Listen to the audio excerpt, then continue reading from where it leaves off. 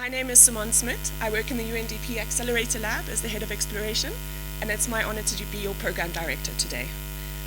Today, we get the opportunity to come together to draw on our collective intelligence and experience, to review key documents, evaluate implementation progress, increase knowledge on project program and project management, and define strategies to accelerate delivery and deepen our impact. Today, we'll be looking backwards as well as looking forwards.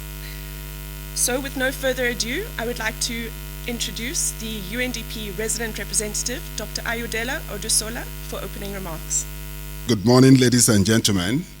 Thank you for the opportunity for us to hold this program board meeting today, and thank you, the program director, Simone. I just want to use this opportunity to really start first with all our IPs, and particularly our dear National Authorizing Agency, the Department of Planning, Monitoring and Evaluation, that is represented by the Deputy Director General, my dear sister, Dr. Kefile Masiteng, and all our partners at the national, provincial, as well as municipalities. All of you are here, but I can only, with the mask, I find it extremely difficult to even recognize my colleagues. And well, I think one of them that is not putting, because of social distancing, that is not putting on his mask now is Sidiso, who is a partner from Economic Development Department of Gauteng. Thank you. And I really appreciate all our partners that are here online. I know I can't see you, but I know that over 51 of us have registered for this particular event this morning.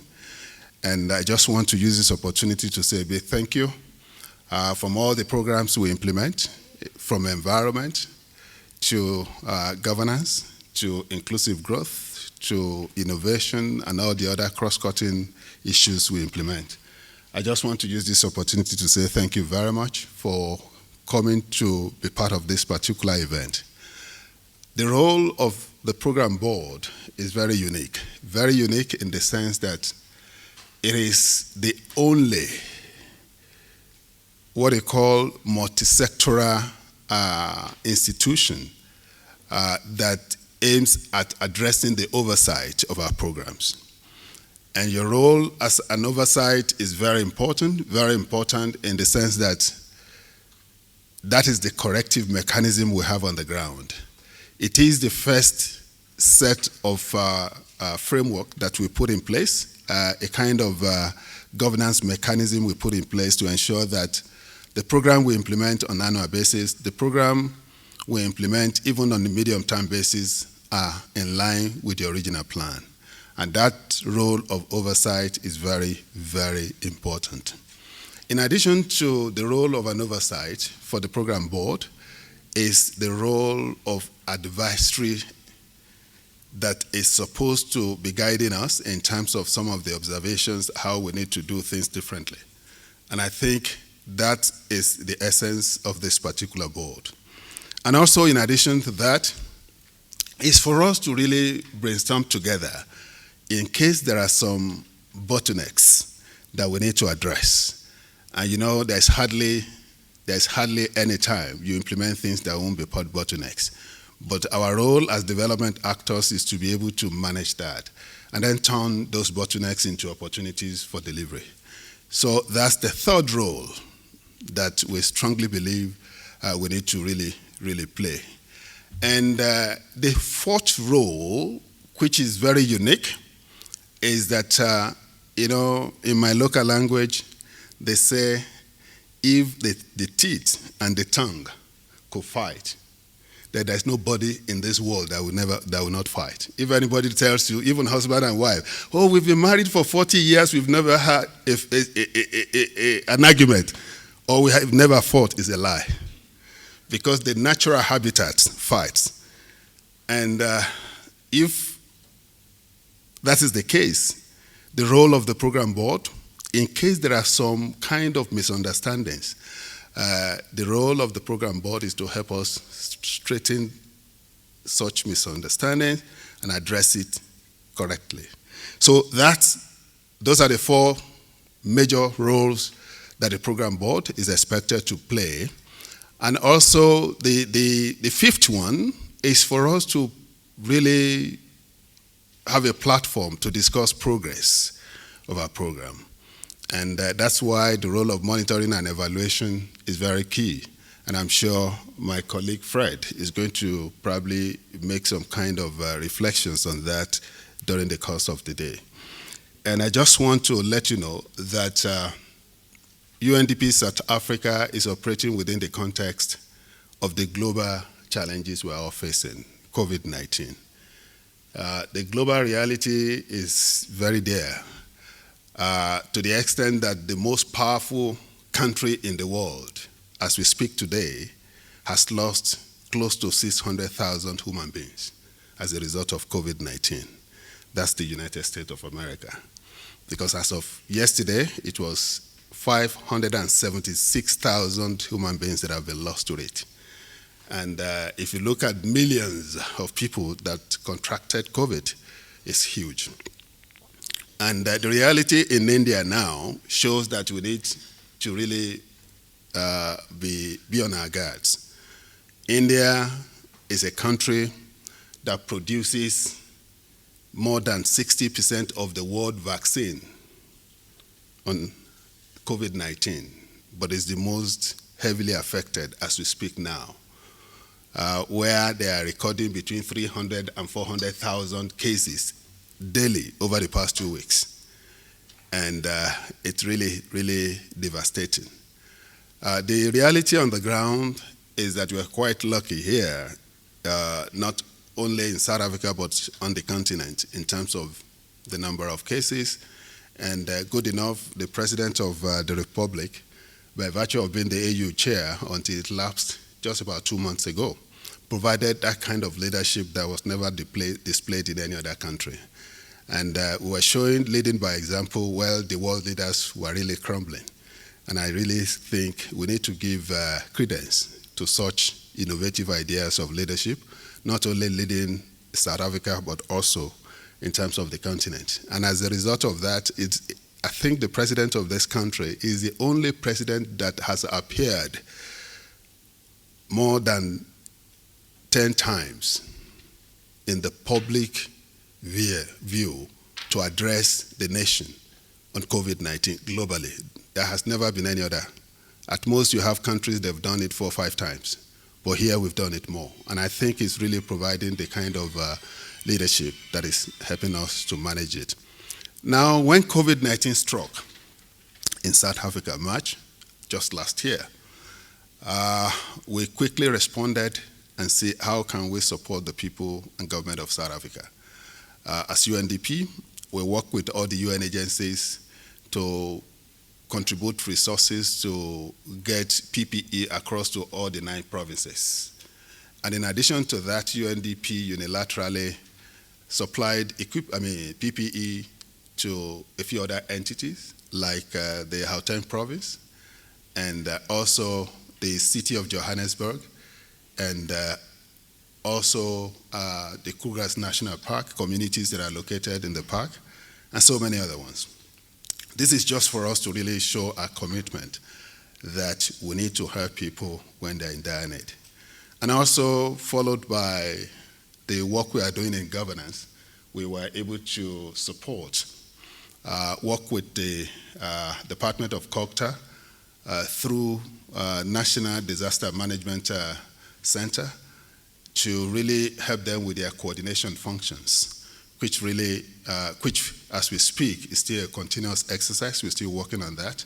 And thanks to our colleague in the governance team and the team on the COVID-19 that are really doing a lot of things in this area. Also, we did a lot in terms of knowledge product. On behalf of all the 17 agencies that are present in South Africa, UNDP led the process of developing a number of knowledge products. The first one is the Socioeconomic Impact Assessment under the leadership of FATU. The second one is the Rapid Emergency Needs Assessment for the most vulnerable under the leadership of our Deputy Resident Representatives, which is Gabriel, and the entire team working with him. And also the third one is on the impact of, the COVID impact on governance and socioeconomic, social impact of COVID in the country. That led by Bongani, who is a team leader in governance. And there are so many other ones that we're doing in terms of knowledge products. And I must confess to you that those products we launched, we did not launch them here alone.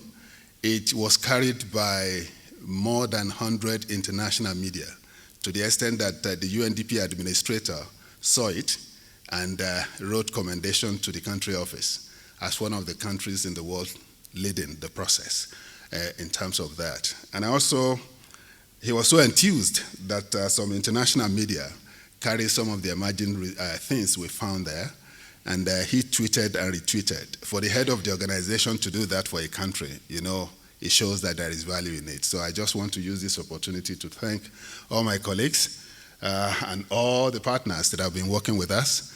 And as a result of a lot of things we did on COVID-19 in 2020, the government of South Africa, through the Department of Social Development, gave us what they called the Certificate of Partnership. And I think it's something that is worth informing you that part of the things you are doing with us have been yielding results. And we thank you in terms of that. And also, just to let you know that despite the challenges we had in 2020, I want to commend my colleagues and the partners that have made things the way we've gotten it, because they really, really worked under a very challenging situation to get the results we are currently showcasing. Now, it was the first year for us to start the implementation of our country program document, which is 2020 to 2025. And unfortunately, it was in a global development milieu that we implemented the first year. But I just want to proudly tell you that it was challenging. It put a lot of pressure on all of us, but we are glad to say that we made appreciable progress and even surpassed some of the things we set. So in that regard, there are so many things in terms of the three or four areas that we articulated in the program document. The first one is inclusive and sustainable growth and development. And this is where we have a lot of things dealing with our youth entrepreneurship development, dealing with SMMEs, dealing with land reform, and so many other ones, including some of the new projects we put in place. The second pillar is inclusive and transformative governance, efficient, effective and transformative governance, which again is taking us beyond the realm of just elections alone to the realm of building social cohesion, to the realm of building state capabilities, and to the realm of making sure that the element of transformative governance is fully achieved in terms of service delivery. And also to let you know that the third pillar, which is on the issue of building resilience and climate change actions, it's a very big, in fact, it's one of our biggest portfolio. It's our biggest portfolio, not one of. It's our biggest portfolio, accounting for about 70% of the resources we're using in the country office. And it covers so many things, including renewable energy. You know the situation we are. The objective is for us to really see how we smoothly move towards just and what they call a fair transition. That's one of it in terms of renewable energy. And also, we have a lot of things we are doing on sustainable land management. We have so many things we are doing on biodiversity. That's why we're working with SAMPAC and SAMBI, and so many other ones in that area. But in addition to this, we have some other cross-cutting issues, including gender, South-South cooperation, as well as innovation. And on the innovation, we have our ARC Lab, including the program director, who is one of the three innovators we have, trying to really see how we integrate innovation in our programmatic interventions. And this is something that I see that is really moving well. I will not go into the details, but I think it's good for me to really mention some of the things we did in 2020 that I personally see as something that is groundbreaking. I'm saying this because I had the privilege of every two weeks working with all my counterparts in all the African countries, particularly in sub-Saharan African countries. And at least twice in a year, I had the privilege of working with all my counterparts across the world in 176 countries where we had presence, to see what is going on and to show that what we are doing here is quite transformative. And I will start with the Youth Entrepreneurship Action Hub, which is one of the innovative ways of doing things. And I know as I speak, about 2 or 3 countries are trying to see if they can replicate it. The Youth Entrepreneurship Action Hub is a way UNDP wants to really contribute to the triple development challenges that the government is really facing. The government has really articulated its priorities. 1, in terms of dealing with poverty, dealing with income inequality, and dealing with unemployment. And we thought there's hardly anything we do in those areas that I've told you, whether in governance, in environment and climate change, or in inclusive growth. If we don't touch on youth, we've done nothing, because that is one strategy that will help us to address the 3 development challenges that the government is facing at the same time. So that's why we're focusing attention on that. And I strongly believe that that's the way to go, because we have seen it in practical sense.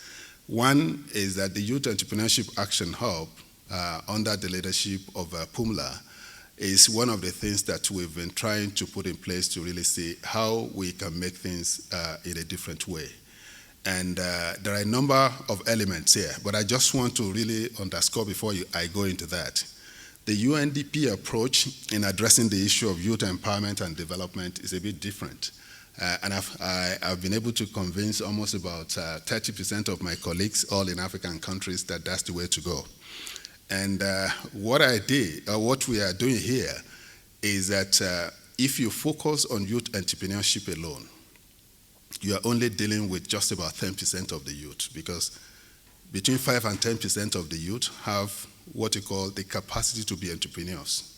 So if you deal with that, and our objective in dealing and implementing the Sustainable Development Goals is to ensure that no one is left behind. So meaning we are leaving about 90% behind. So one of it is youth entrepreneurship. The second one is township skill. And this we've done in so many areas. In terms of renewable technology skill, that is the wind energy technology technicians under the leadership of the team leader in energy and environment, Janice, is what we are doing that is highly transformative.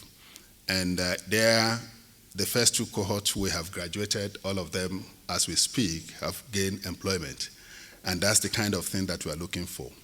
Under the township skills too, we have last year we worked with the South African Progressive Movement of South Africa, Progressive Women Movement of South Africa. Sorry, I'm not too sure whether I got it well. On the emerging farmers. That's part of the township skill, but also in the form of entrepreneurship 1. And also through the work we did with University of Pretoria, and a lot of things were done in terms of building such skills that are needed to get things on the road. So entrepreneurship development, also that's what we did very strongly. The SME, small and medium scale enterprises, is what we are doing with not only the Gauteng province, where we do it on an annual basis, and I'm so happy Sariso is here, and also what we are doing with Kruger's National Park, where we are dealing with about, I think, 53 communities in the host communities in Kruger's Park in terms of building capacity for small-scale enterprises. And there's so many other initiatives we are doing in this area. And I'm so happy to say we're really contributing to addressing the issue of joblessness and also developing entrepreneurship. So that's part of it. And also when it comes to the issue of some of the transformative things we're doing, I'll just give you just a few of them. I won't go into the details because I know the details will be given subsequently. As we speak today, I think an event is being launched which is part of the partnership between UNDP and the Council for Scientific and Industrial Research, CSIR, in KZN, if I get it right, either KZN or Eastern Cape. I'm not too sure of the exact point. But as we speak, it's being launched today. This is what you call the program we call Access to Low-Cost Internet in Rural Communities. This is one of the things we do, and it's quite transformative. We started it last year, and we're expanding it this year. This is because if you look at access to data globally, South Africa is one of the most expensive in the world, not only in Africa. And we thought if this challenge is not addressed, it will be difficult for us to really achieve leaving no one behind objective of the Sustainable Development Goals. So that's part of what we do, and I think it's really giving us the opportunity to do transformative initiative. So this is just a few of the things we do on the ground. And also, if you look at what we are doing on our innovations subsector, one of the cross-cutting issues, what we did with, we're currently doing with Google. We're doing that is providing access to schools that are located in rural areas to have access to a number of what they call digital skills. And that's one of the things which is really great for us. We're doing that. We're also doing, during COVID-19, we're able to work with a few youth groups in partnership with UNICEF, where we were able to provide what they call basic services in terms of food vouchers to about 6,800 households during that particular period. And it covers so many population. We're just focusing on the household for now. So there's so many things we are doing, including the one we are currently working with the Water Research Commission, where we brought a lot of innovations in addressing water problems. And also we had a very successful partnership with Shimolohon last year, where we brought 25 young, innovative South Africans that are entrepreneurs, especially in science-based technology, to really see how they can turn the COVID challenges into opportunities on the ground. So many things are going on. The partnership we're having with Salga is also another initiative where we empower the informal traders as a result of the socioeconomic impact assessment that we did last year. There, the objective is just to ensure that those people that are feeling the pinch of COVID-19 are effectively supported. And this is really going on, and we moved from 2 provinces last year, and we are going to almost all the 9 provinces as I speak with you. So these are part of the things which we thought is really very important, and we strongly believe, based on what we have done last year, we crossed the mark, and we'll do better this year. Our goal for this year is to continue on those successful stories and then continue to expand and scale. We will expand, we will scale, and we'll continue to build some element of sustainability. But I just want to let you know, our partners that are here, is that UNDP or UN role is not to replicate or to replace government, it's to complement government's efforts. So the scaling is not the job of the UN. The scaling up innovative ideas is supposed to be the role of the government. And we're just enjoying our partners that are here today. Our objective of piloting innovative ideas is to see how you can take it further in terms of scaling it up, making sure that it has the kind of mass impact on the ground. So thank you very much. We really see this as one of the areas we can move together in year 2021 and beyond. So this is something we see as something that is very important. And it cuts across all the areas that I've mentioned. And also to let you know that last year the government requested the United Nations system under the leadership of the resident coordinator for us to help them operationalize the district development model. And about a month ago, we launched the first one in OR Tambo municipality. And the impact is quite huge. And the next one, by early next month, we are going to Waterberg in Limpopo, once that one is done, then we go to the third one, which is Etiquette in KwaZulu-Natal. And we strongly believe that we need to work with all of you to get this one done. And I'm so happy that the Deputy DG of the National Planning Commission is here with us virtually. And there's no way we can work in the area of district development model without MPC being part of it.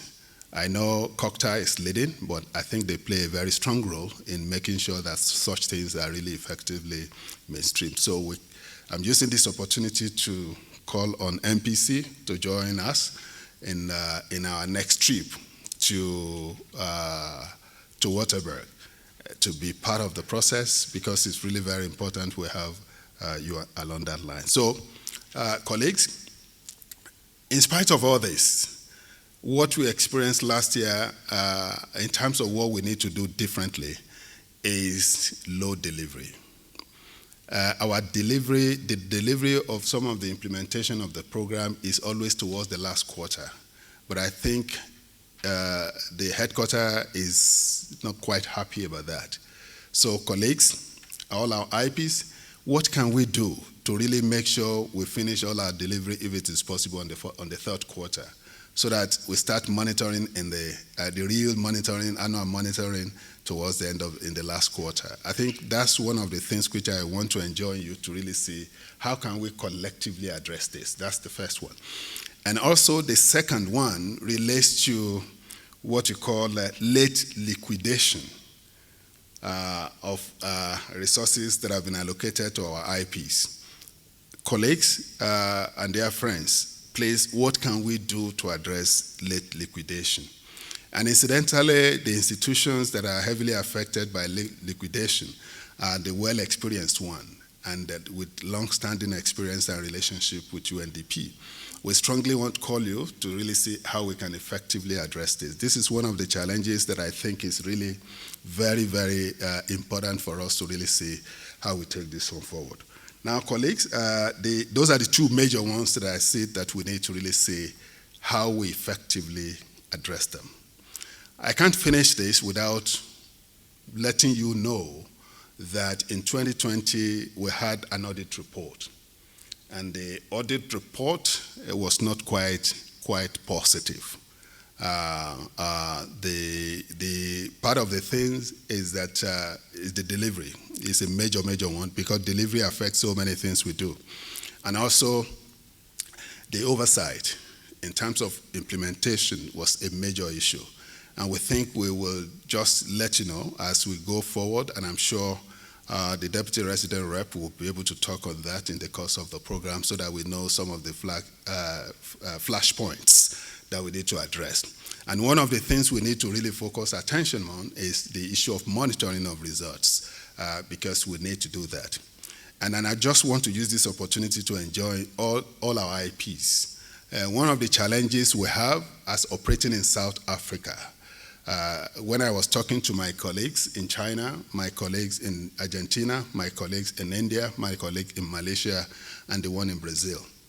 While these are countries that are in the same position like South Africa, when UN works in such countries, it is the government that provides the main source of funding. But here in South Africa, it's the opposite. We're still discussing it with the National Treasury, and this is one of the major queries from the audit too, that when you work in middle-income countries, and especially upper middle-income countries, for instance, in Mauritius, at times it fluctuates. It moves from upper middle-income country to high-income country. We call net contributing country, NCC.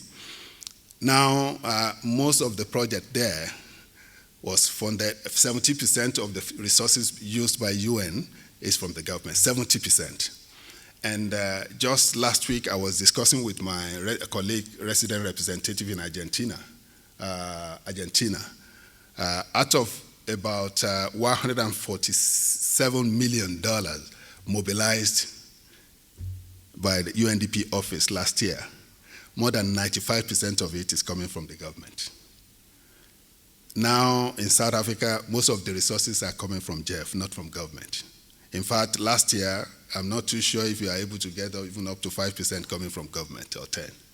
So, and I think this is one of the major challenges, and I'm using this opportunity to talk to all our IPs at the national, provincial, and municipalities. What can we do to address this? We need to really see how we effectively use and leverage the capacity of South Africa to fund development initiative. So that's the main findings from the report. But I just want to let you know that this one is leading us to how can we jointly mobilize resources together. This is an initiative we're doing, and we are currently working with the private sector to really see how we do this in a more result-oriented manner. In conclusion, partnership is growing, and I just want to enjoin all of you, all our IPs, implementing partners. We need to work with you to broaden our partnership. As we speak, we're developing partnership along so many lines.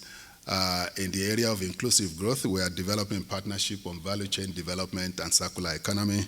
In the area of governance, we are developing partnership on building state capabilities, and also in terms of social cohesion, deepening social cohesion in the country. And in the area of energy and environment, we are developing our partnership beyond Jeff. And one of the things that I discussed with the minister about 2 months ago when I met her is for us to really broaden this. And she is really, really willing to work with us to do this.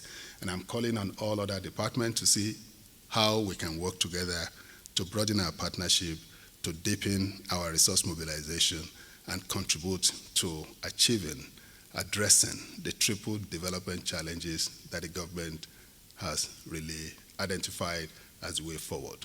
Once again, thank you for being here with us, and it's really a pleasure for me to just say, well, this program board meeting is declared opened. Thank you. Thank you so much, Dr. Odesola, for those opening remarks and for providing an overview of work that so well positions us for the rest of today's work. It is now my honor to introduce Dr. Kifilwe Masiten, who is the Deputy Secretary at the National Planning Commission in the Presidency. Dr. Masiten will be joining us virtually to share reflections on the UNDP program in opening remarks. Good morning, and thank you very much, Simone. And good morning to all partners that are here. I guess this is the second of our meeting where we discuss this critical work that has started. And of importance, I just wanted to touch on the basic part we're starting with, the whole issue around the UN Sustainable Development Cooperation Framework. My personal real view is that this is our experiment, and if we can get it right, I think a lot of issues in our country can be taken care of. The ability that the UNSDF-CF 2020 to 25 has done is to prioritize the challenge that the country is facing. We struggle as planners, as those that are charged with the responsibility of planning, implementation, monitoring, evaluation, and policy coordination for the country. We struggle continuously to prioritize, and therefore, at the end of many of the reviews in the country in terms of what we are supposed to do, we end up indicating that implementation has not happened. And it is because everything is a priority. So when everything is a priority, we start to do everything. We start to implement everything. And when that happens, at the end of the day, when you want to then look at what you have done, then you start to look all over the place. You start to find everything, and you start to struggle to find what exactly have I done to deal with poverty? What exactly have I done to deal with inequality? What exactly have I done as the country to deal with unemployment? And then you find that everybody has been busy to try and deal with creating jobs. Everybody has been busy to try and deal with the young people. Everybody has been busy in the country to try and deal with the vulnerable people. But the results become the problem. And I am very hopeful that when we have prioritized through this program for the next 5 years, by the time we get to the middle of the 5 years, I am sure the language will be different. Dr. Ayo, it is our experience, it is our experiment, and we should be able to use it as a learning curve that will also assist technically and strategically the country in terms of its ability to plan better, to implement better, to evaluate better, to monitor better, and to plan and monitor for results. So we are very hopeful that when we sit in these types of sittings, there is contribution in terms of what the country has set up to do, but there is also a lot of learning that would come out of this work. The development agenda of this country has been set. It is in the National Development Plan. That being the case, we are in the last decade of implementation of the National Development Plan, the Vision 2030. Of critical importance, we are hopeful that in the next 9 to 10 remaining years, we will be able to annually do what we have done. Annually play that oversight role and start to see how far we are moving towards the implementation of the National Development Plan.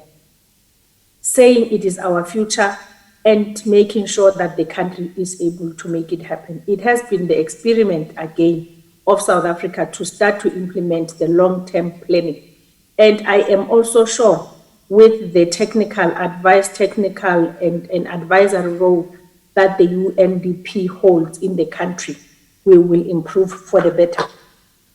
What we cannot run away from is that in the few years that we have started to work together, we have started to realize that the resilience of the country developmental agenda has been tested. COVID came, and when COVID came, the trajectory of development in South Africa was not positive in any way. And therefore, that is testing the very resilience that we should be fighting towards. And therefore, together, the recipe for the success in the next or in the current decade to implement better, to leave no one behind, to ensure that we are able to deal with those that were left behind even before COVID came. And COVID did only one thing. It laid bare the serious structural challenges of development that our country has. And therefore, the lessons have been immense. The lessons came at the right time, where we have been made to understand by COVID itself that our resilience can be built by our ability to respond to the disastrous and unplanned conditions. So I guess that we are moving in a very interesting environment. The 3 issues that we are dealing with, and you're saying we will deal with nothing else as part of our oversight.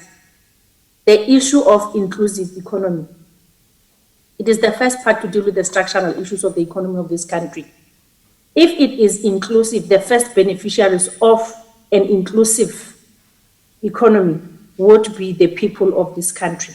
And in everything that we will implement, we will be thinking about implementing for the people, implementing to change the livelihoods of the people. And only then shall we do an impact assessment with UNDP in 2030 to see how far we have come, how many lives have been changed through the work and implementation, and how many people have remained in poverty and how many people got out of poverty, scientifically, evidence-based, and empirically.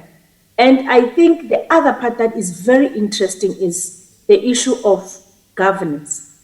If institutions are strong, if institutions are built, if systems are in place, if there is integration, if there is coordination, governance will be the will towards a better country, a better South Africa, and the strength that we can put in building a developmental state in this country will yield the results. And again, we can come back in 2025, we can come back in 2030, periodically to measure how far we have come, to start to realize what impact has been made.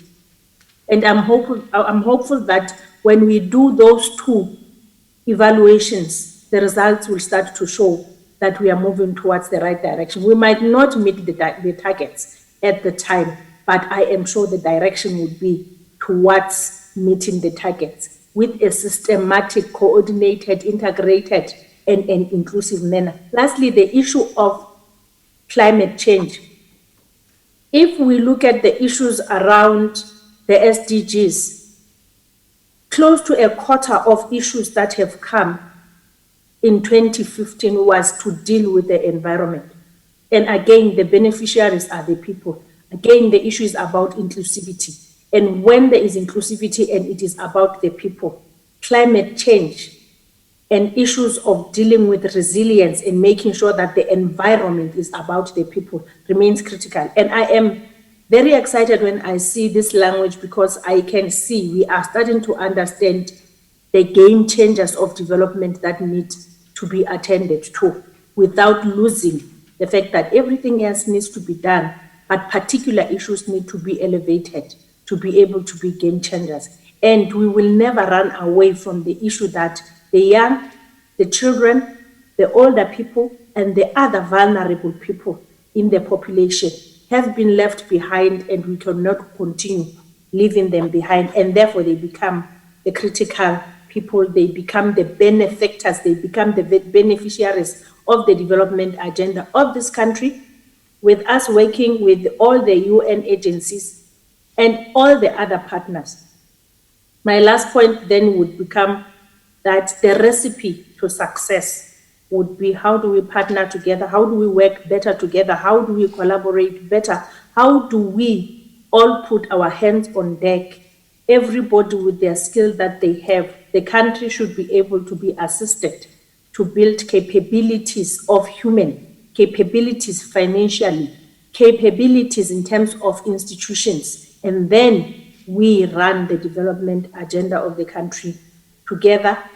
CSOs, NSOs, private sector, all development agencies of this country. The day that we will be sitting in the same bus saying the same thing, talking the same language, moving towards the same course of development for the country is very close. And I am sure through these small initiatives that we see ourselves working towards, with all the difficulties that they come with, some of us are highly and very encouraged that we continue to work hard, we will continue to learn to work together, which is not one of the characters we have always all had.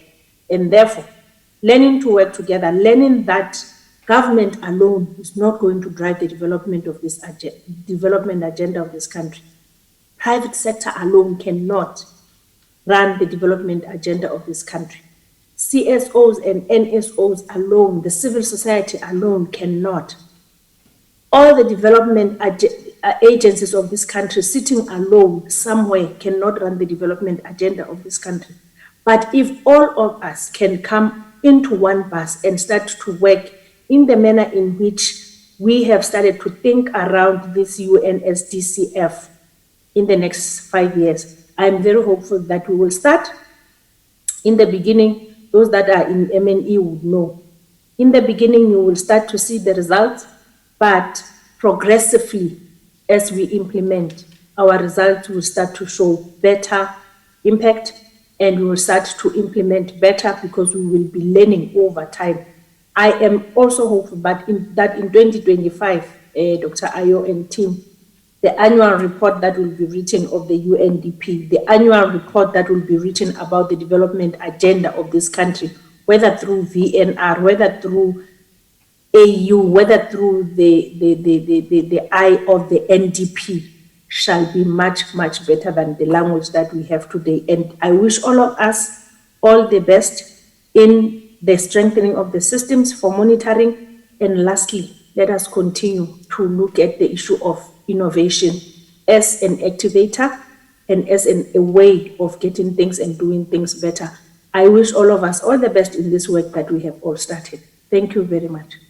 Thank you so much, Dr. Masiten, for taking the time to join us, as well for those insightful and inspiring remarks. So we're now ready to launch into the program of the day.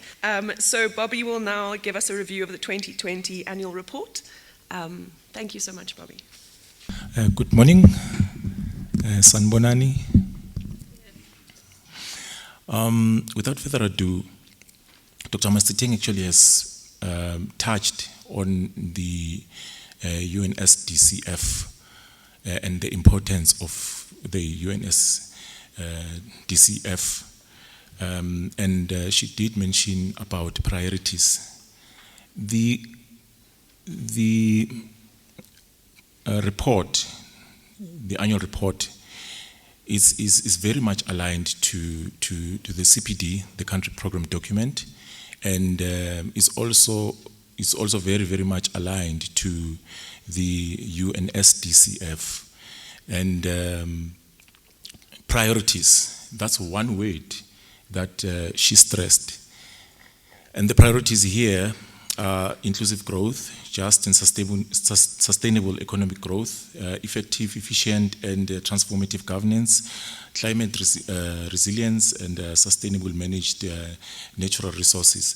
These are some of the key elements that are in the country program documents, which our report, the annual report, is aligned to. So without further ado, really, some of the things that I'm going to be talking about, as I've said, the colleagues that have spoken before me, really, they've already touched. But there's one thing that has come out of what they have said. It actually reminds me of Dr. Ayo. He always, quote and say in my language. So even myself, I'm as they were speaking, Dr. Masiteng and Dr. Ayo, I was reminded by a saying, I think it's an African saying actually, that talks about if you want to go fast, you need to go alone. But if you want to go far, you actually need to go as a group, And as they were speaking about collective.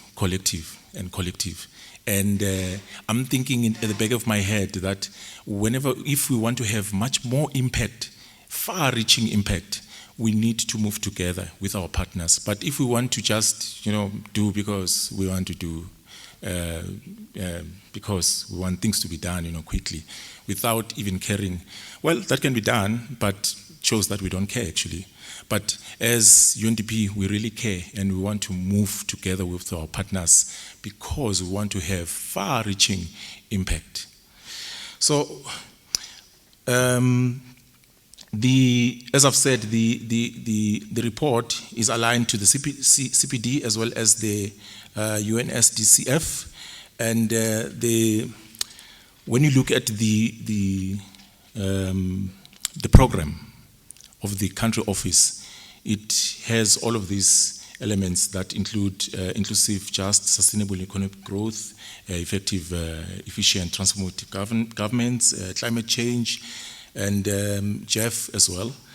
It also touches on gender equality, South-South cooperation. I think they are touched here. And then the country office as well, last year, did a lot of work that was aligned to COVID-19. All of the projects that were actually done had some elements cross-cutting to COVID-19. We also have the Accelerator Lab as well. And I'm just going to fly through because they've already spoken about this. And so under the inclusive growth, actually, one of the projects that have been done here that was a key delivery last year, it was working with SASA, actually. The country office have been in partnership with SASA, and as the resident representative have highlighted, that there have been a lot of knowledge products that have been produced by the country office. And some of these knowledge products here that I've highlighted, there are 4 actually. But what is important about all of these knowledge products is that they are looking at, people are not only getting the grants, but what is it that they can do with those grants. So those knowledge products are really focusing on that, Some of them, they are looking at improving the financial capacity of the grant recipients, raising returns and efficiency from the social protection of the people that are receiving those grants. The youth entrepreneurship and SMME development is one of the things that the country office has done last year. We provided development training and technical support to 20 youth and women-owned businesses, and they split them into 2 cohorts over the course of the year. I think this is one thing that the RR also touched on. Under this portfolio as well, we have land reform. The RR, as I said earlier on, has touched on the number of knowledge products that have been produced here. Some of them, they entail the land donations policy, regulation of land ownership by foreign nationals, the land administration and distribution of the drafts. So one of the most important things that a lot of people are talking about in the country right now, it is Section 25 of our Constitution. Section 5 of our Constitution is so controversial, actually, in such a way that everyone is talking about. It's so controversial. When you read the section, it says, whoever owns land, it belongs to them, but you can actually, if you want to acquire that land, you need to buy that land. So the discourse right now is talking about expropriating the land without compensation. So one of the work that has been done here by UNDP with its partner, the Department of Rural Development and Land Reform, I believe that they've actually changed the name now. They are Department of Agriculture, Land Reform. Yes, I think I'm not sure of the name now, but I think they actually have changed the name. So what we've done with them is to run studies under 3 municipalities, case studies, Waterberg, the city of Tshwane and Mkondo local municipalities, and these also produced some knowledge product as well. So the second portfolio, when you look at our report, talks to effective, efficient, and transformative governance. Under this, there's also been several projects that have happened as well. These include work that has to do a lot with COVID-19, actually. And we have not been doing it alone. Every step of the way, it has been our partners. And this time around, it has been the National Disaster Management Center partnering to improve planning, coordination, and crisis management. And as I've said, it's really COVID-19 because, you know, we really had to refocus and focus on COVID-19, really. So other key achievements under this include the partnership with the IEC, a Chapter 9 institution. Here, a lot of people will find that, especially young people, they do not want to vote. So what is it that you can do in order to engage them, to make them vote? Is to actually go where they are. And they are in the media. Social media is one of them, and they are in the internet. One of the things that have been done here was to develop a data collection and a reporting tool platform and a training manual to strengthen the Commission's capacity to monitor and observe elections to be rolled out in the upcoming 2021 local elections. So several surveys have been also run here. We also find that 23% of people who received food parcels during the lockdown period were satisfied with the services of government. And this survey, it was looking at the impact of COVID-19 lockdown situation on ordinary citizen, actually. So in that regard, we found some very interesting results, actually. Some of them, they also include the government's intervention to increase the awareness of people as measures to COVID-19. So here, it was really looking at what is it when the government speaks to us and say, let's observe social distancing, let's observe all the protocols of COVID-19. Does people listen? Do people listen to that, to those kinds of messages? Only to find out that about 80%, of the people, they actually do observe and do listen to the messages that were coming to the family meetings that we've been having with the president. So that has been very much encouraging. Some of the surveys, they also include looking at the population satisfaction with public services. Developed innovations have been identified and tested towards enhancing public services delivery. So these are some of the things that came out during the survey that we've ran under this portfolio. Under climate change and greening South Africa's economy, there has also been a number of key achievements that have been achieved here.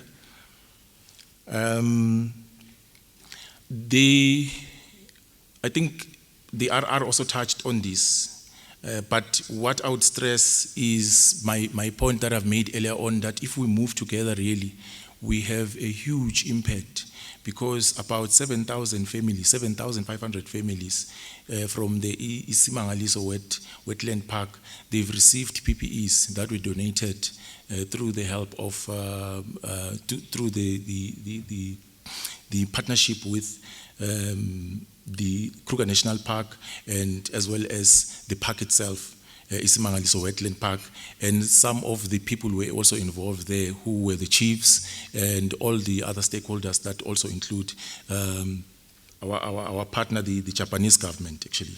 UNTP also partnered with EWT, CSIR, Rhodes University to improve ecosystem and sustainable livelihoods on sustainable land management and rehabilitations. Some 98 households in the Mphamana village, Olifants catchment in Mpumalanga, started home agroforestry gardens to improve food security. So this is one of the things that the country office has done. Last year, UNTP contributed to transboundary water governance through the regional support of Orange Sengu Commission, and this also ensured that the communities that are based there, they also get, they are also involved, directly involved, but we did not just come and just do because of we wanted to do, but we also directly involved the communities that were there.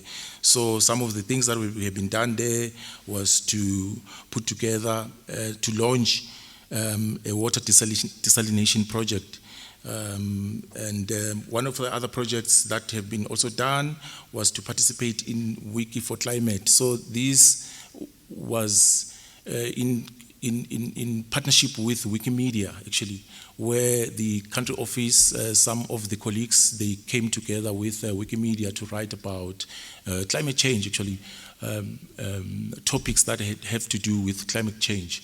And this really greatly improve the, people just to know about what the country office has done and the impact that it has had on climate change. So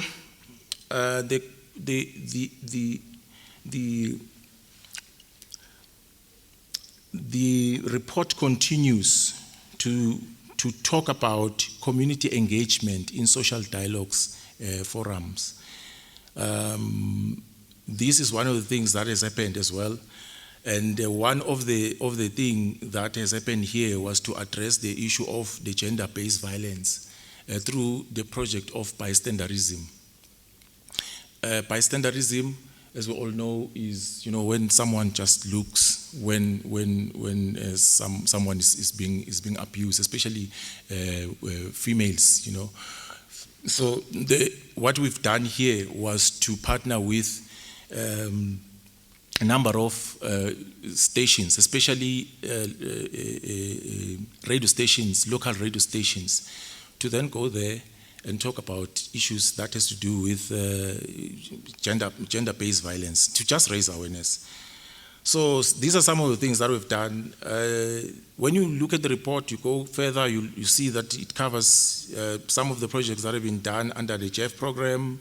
I'm not gonna dwell into them much, but some include the SGP funding that supported on-site training and capacity building on farmers, raising awareness of good farming practices. Some of them, they also include exchanging visits that were undertaken by all participants to different organic agroecology practitioners. See, here, I think the RR also has touched on it. In fact, I'm just going to scroll through, and then the report, when you go further, it also touches on gender equality. UNDP partnered with UN Women and the National Community Radio Forum. This is the one that I've already spoken to, that are affiliated to these radios. There are 120 of them. They are spread across the country, and they are affiliated to the NCRF, which is the National Community Radio Forum. We were spreading the message of bystanderism, as I've said earlier on. I'm not going to talk too much on that one. The country office as well has been really doing some great work on the response to COVID-19. Here, the work that we have done with SALGA, in fact, is still continuing, where we provided financial support to tailors. And these tailors, they in fact indicated that if they did not really receive this funding, it was really going to be bad. So what we have done really was to sponsor them, and they produced the PPEs, and then some of those PPEs were then donated taken and donated back to communities who cannot afford, to buy PPEs.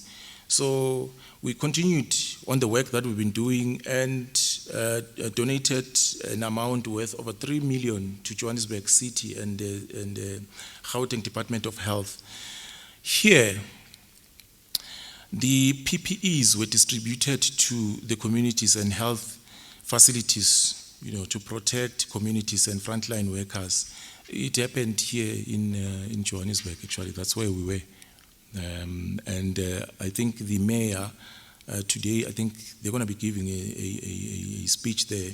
And I've heard that one of the things that they're going to be touching about was really the partnerships that they've had with organizations such as UNDP, in the donation of PPEs. It really touched a lot of, it really had a great impact, especially around the frontline workers.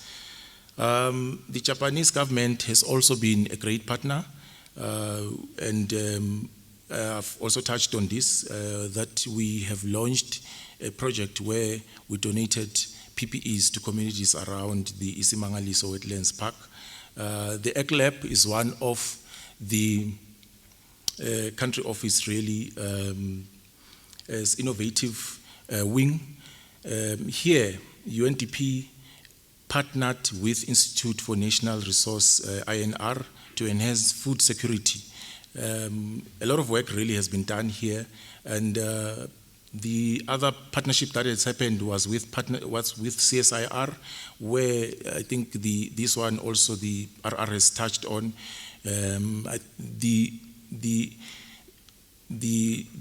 idea around this one was to put low-cost internet into communities that really cannot have internet. But the idea really was looking into, if TV can get there and reach there, why can't internet reach there as well? So this is one of the things that we've done, and the report really goes into details and talks about the impact that the country office has had around here, with a lot of people having access to internet, 12,800 actually, that will be touched by this project. Some of the challenges that I think the RR has touched on, they entail imposed travel restriction caused by COVID-19 that we've experienced last year, where we have to refocus the attention to COVID-19 response program, implementation plan, and its timelines and to be revised by all partners. Resource constraints continue to be a major challenge due to SA classified as a middle income. This is also one of the points that the RR is actually touched. In fact, I think the RR did this off the cuffs. Some of the opportunities that we see is through the projects that we've done with on the DTM project, where UNDP, along with UN agencies, with government, they met to discuss, what is it that they can do in order to address the issues of the triple development challenge of unemployment, poverty, and equality. So some of the opportunities there that have come up, we've looked into some of the things that we can do with our partners there, that including the COVID-19 internship program, UNV partnership, and government cost sharing and mobilizing projects that are managed by UNDP and our partners as well. So as the people that have done the presentation before me, they've already spoken that we are open for suggestion and inputs on how we can improve our implementation. That is what we're looking for today, is to talk to you as our implementing partners to say, what is it that we can do together as our implementing partner? And thank you. Thank you so much, Bobby. Seeing all those results up like that remind me how proud I am to work for this organization. So thank you. We will be moving into the next session now. We'll be turning to our implementing partners to share their reflections and perspectives on the UNDP 2020 programming. We're thrilled to have a partner from each of our core program streams, which Bobby has just presented on. And we'll be starting with our Nature, Climate and Energy program. So I would like to introduce Mr. Alex Simolabwe, who is the Executive Secretary of the Global Water Partnership for Southern Africa, Head of the Global Water Partnership Coordination Unit as well. My name is Alex from the Water Partnership, and I'll be talking about our partnership between UNDP and GWP in South Africa, but also globally. So GWP is part of the international network and an intergovernmental organization called GWPO, with headquarters in Sweden, established in 1996 as an intergovernmental organization. And incidentally, its establishment was sponsored by UNDP and the World Bank and Sweden. So we have got a long-term relationship with UNDP since 1996 when we were established, and UNDP is a permanent observer at a global level for our Global Steering Committee.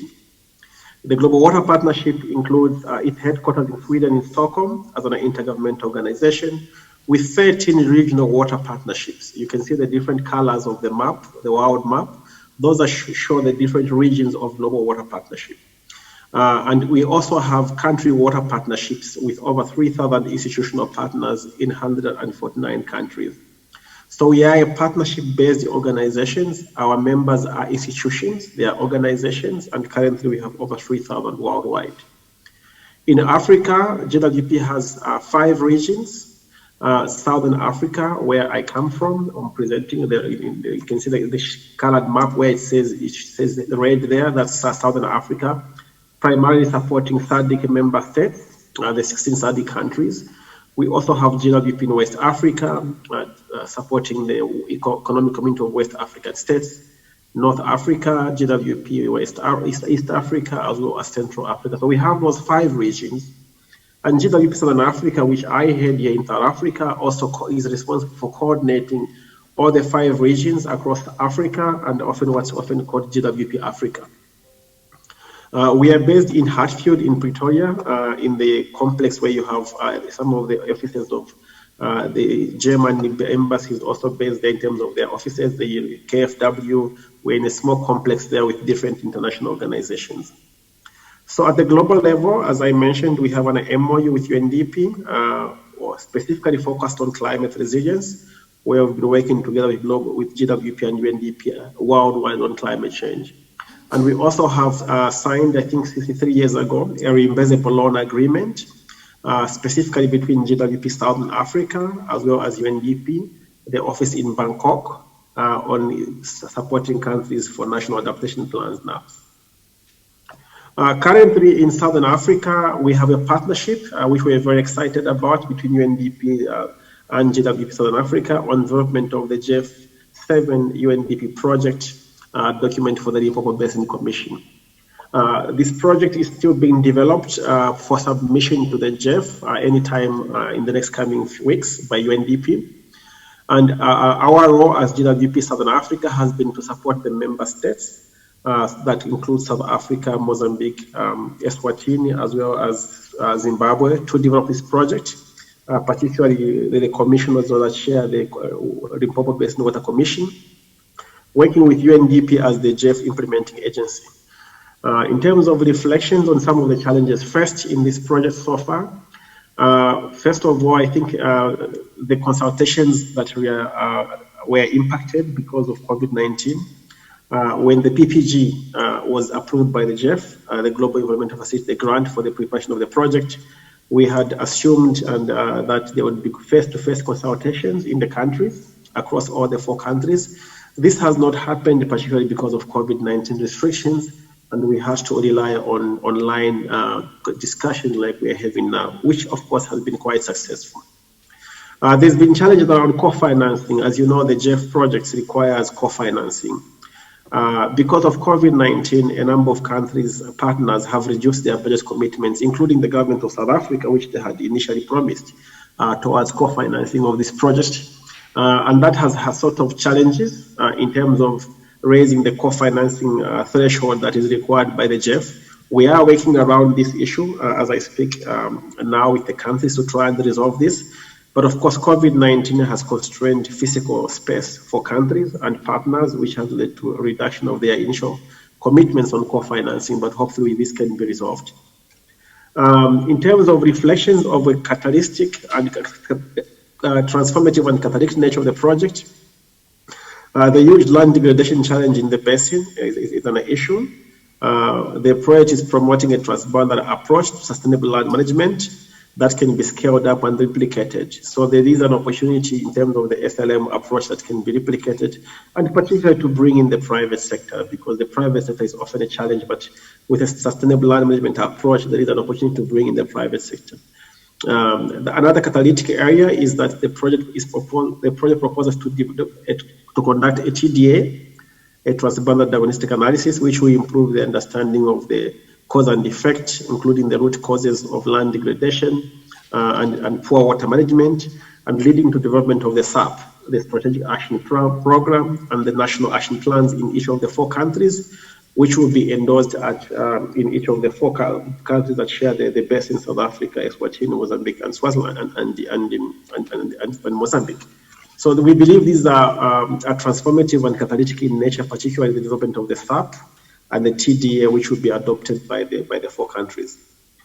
And then finally, in terms of some further reflections on how the partnership can be enhanced, I think regular engagement, we are very excited that you invited us to this meeting, and we hope that this can continue. We will replicate to make sure that we also invite UNDP to some of our meetings we have with the member states, including South African government. Regular interactions, I think, would be helpful. And particularly now that it's easy to have meetings online to just catch up and see where things are going. Work on climate resilience can be strengthened in South Africa and also within Southern African region, particularly targeting climate funds. We are supporting quite a number of countries within the SADC region to access climate finance from the GCF, GEF, and other climate finance sources, including bilateral ones from the German Wiki funding, UK Climate Fund, and others. So we believe we can partner with UNDP in South Africa to try and explore these opportunities to support the countries. Also, the health development of joint projects, promoting the water energy food nexus to support the government of South Africa, as the welfare is a key priority.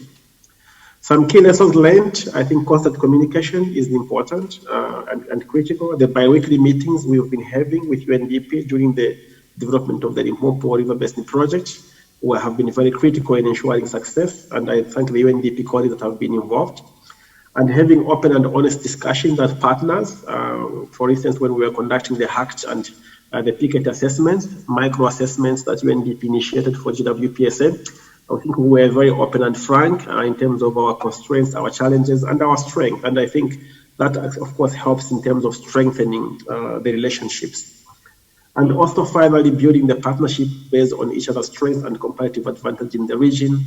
It has been very critical, particularly in the Limpopo Basin. We have a strong relationship with the countries and with SADC at the regional level and with the river basins across Southern Africa and beyond. And also exploiting this relationship and also bringing UNDP's competitive advantage as a UN agency with strong development program and experience in all these countries has been very, very helpful.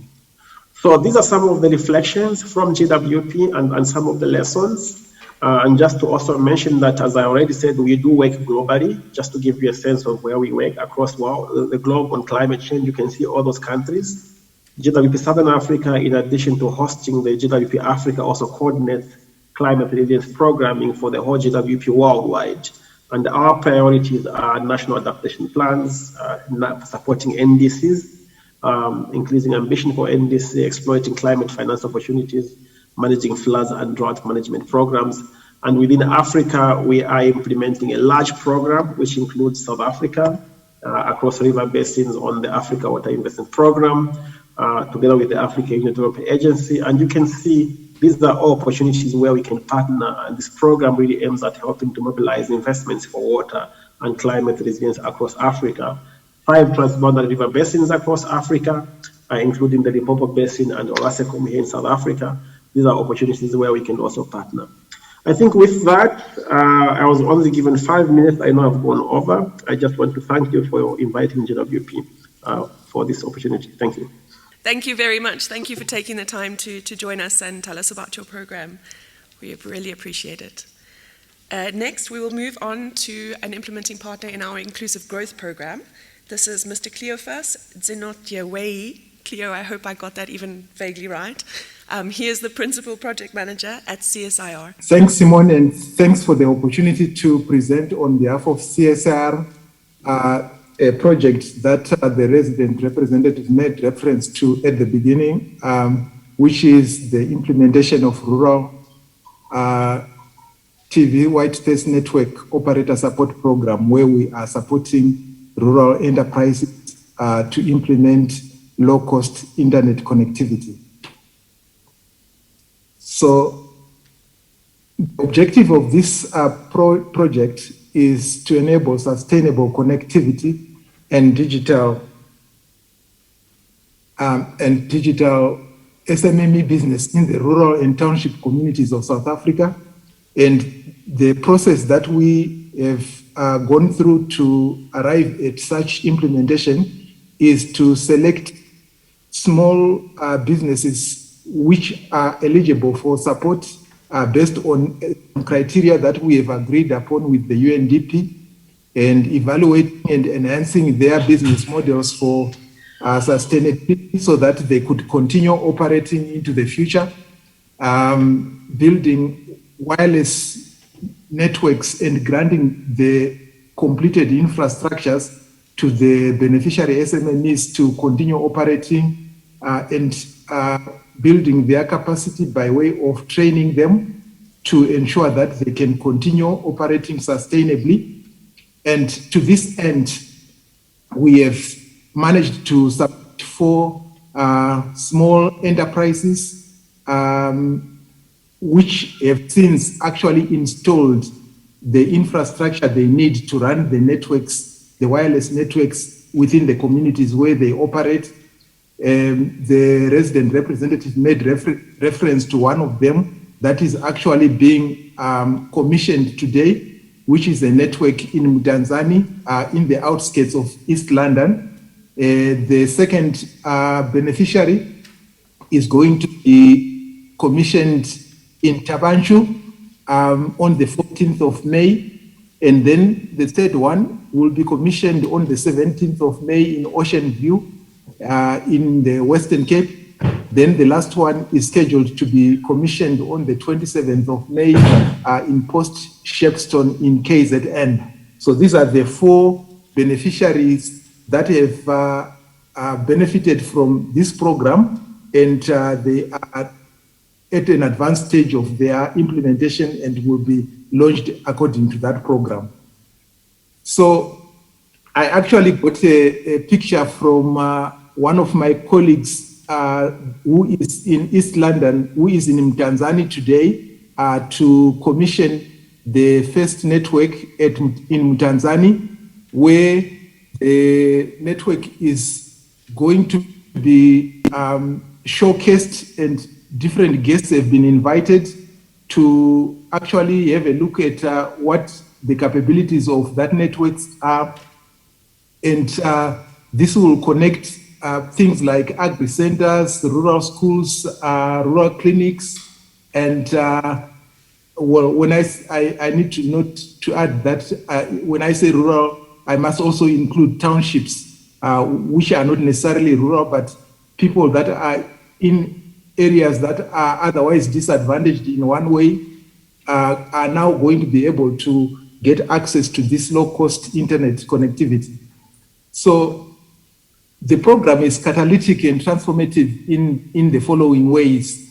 For example, when we started operating these networks installing these networks in the 4 respective areas, we have managed to attract other funding to support the same institutions, to support the same small to medium enterprises that are operating the networks.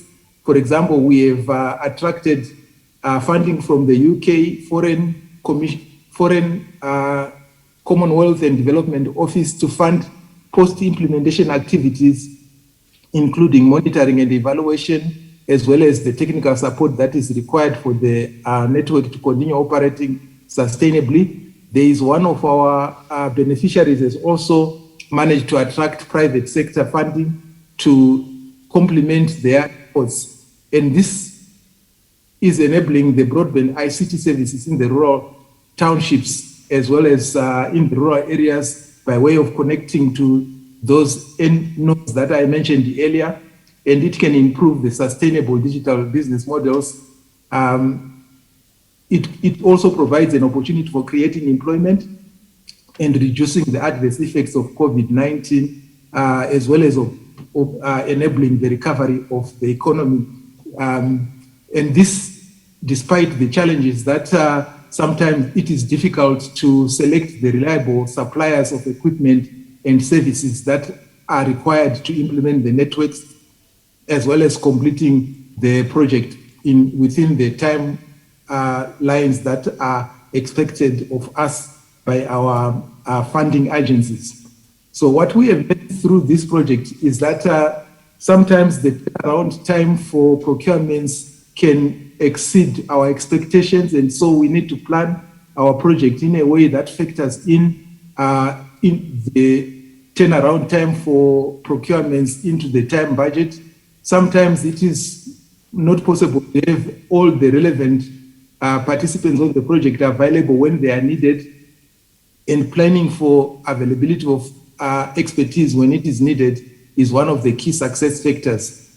So in partnership with the UNDP, we have been jointly learning from the experience that we have gone through implementing this first phase of the program, and we will continue proactively engaging one another to the extent that we need to make the project a success. So this brings me to the end of the presentation on what we have been doing on the rural implementation of rural television white space network support program in the 4 geographical areas that I mentioned, which is in KZN, in Eastern Cape, in Free State, as well as in the Western Cape.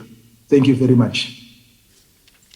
Thank you so much, Cleo. Thank you for the presentation and your time, and so interesting to see those lessons learned.